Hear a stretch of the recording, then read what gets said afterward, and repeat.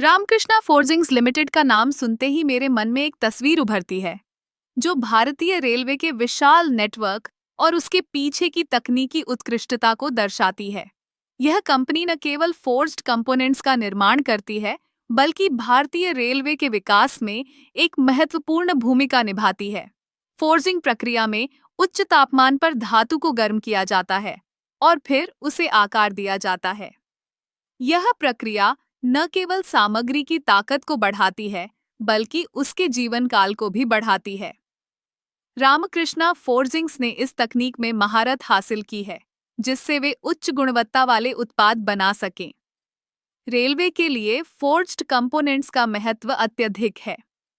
जैसे कि लोकोमोटिव्स के लिए जो चेसिस और व्हील्स बनते हैं, वे सभी रामकृष्णा फोर्जिंग्स के द्वारा निर्मित होते हैं।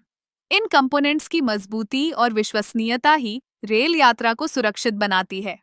कंपनी ने अपने उत्पादन में नवीनतम तकनीकों का उपयोग किया है, जैसे कि कंप्यूटर नियंत्रित मशीनें और ऑटोमेशन।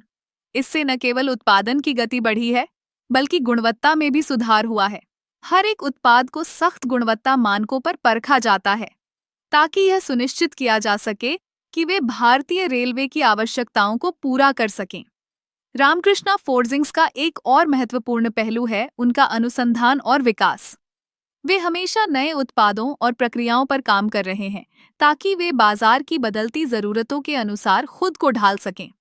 यह नवाचार उन्हें प्रतिस्पर्धा में आगे रखता है और उन्हें एक विश्वसनीय भागीदार बनाता है।